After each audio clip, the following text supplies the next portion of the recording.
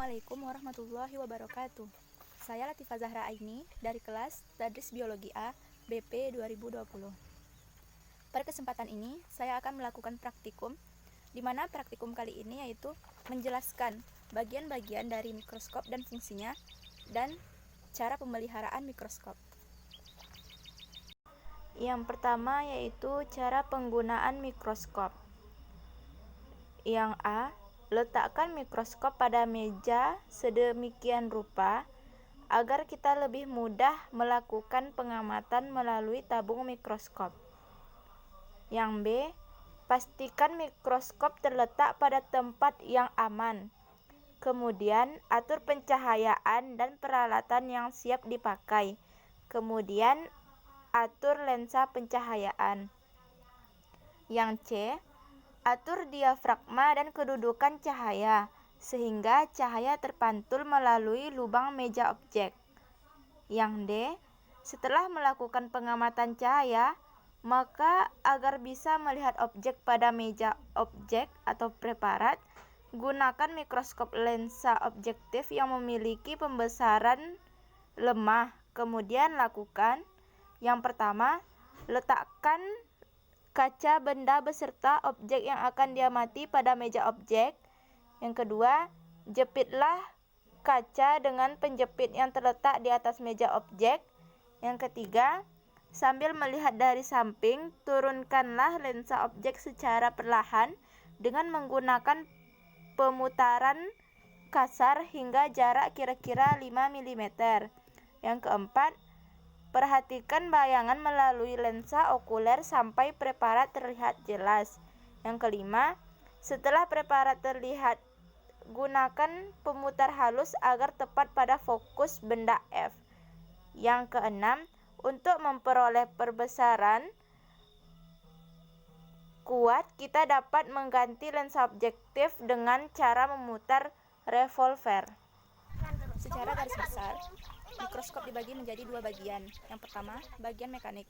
Bagian mekanik ini terdiri dari yang pertama, sekrup penggerak tubulus balus yang berfungsi untuk menggerakkan benda dengan peralatan untuk mengatur fokus benda dengan cepat.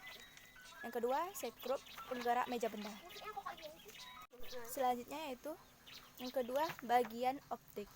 Bagian optik ini terdiri dari yang pertama, lensa okuler.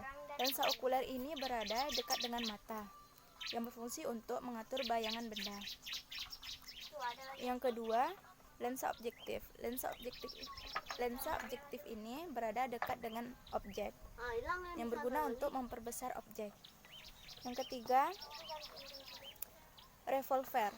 Revolver ini berfungsi untuk memperbesar objek dengan cara memperbesar objek pada lensa objektif dengan cara memutarnya.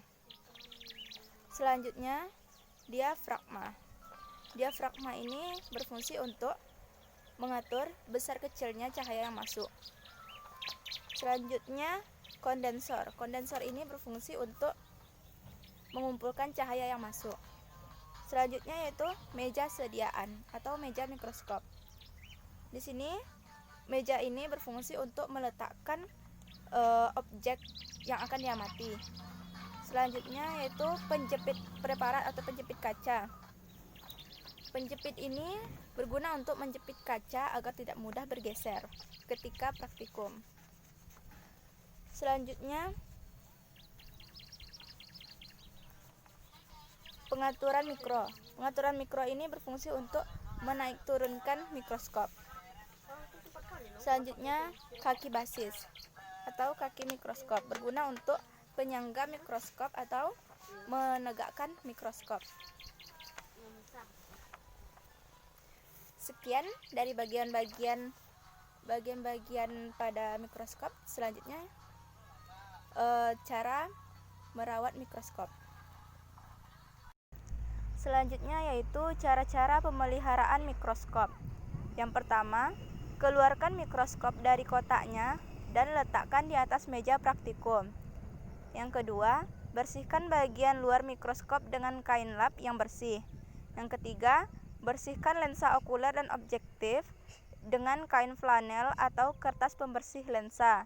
Yang keempat, hindari lensa terkena air atau zat kimia lainnya. Yang kelima, apabila pengamatan telah selesai, bersihkan lensa dan bagian luar mikroskop. Yang keenam, sebelum dimasukkan ke kotak, lihat apakah tersedia di dalam kotak bahan pengering.